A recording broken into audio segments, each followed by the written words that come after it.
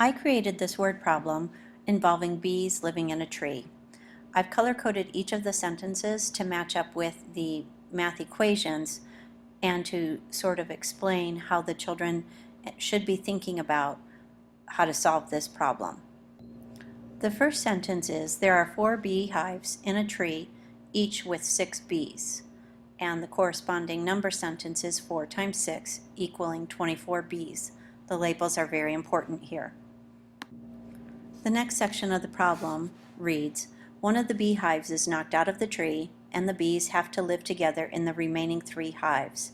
How many bees are living in each beehive now? The word each is critical, so we take 24, divide that by 3 to equal 8 bees in each hive. Later, more bees discover these 3 hives and they join these bees. There are 6 bees more in each hive. How many bees live in the hives now? 8 plus 6 equals 14 bees in each hive. Some of the bees realize the hives are too small and 2 bees leave each hive. 14 minus 2 equals 12. 12 bees in each hive. How many bees are living in the tree?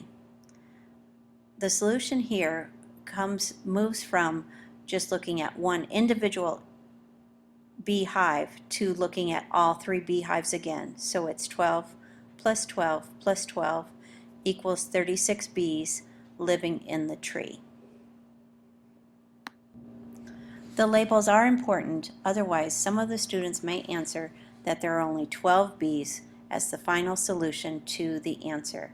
The labels help the students determine, is it 1 hive, 2 hives, 3 hives, 4 hives, or 1 tree? What are they looking at? They need to think about these labels.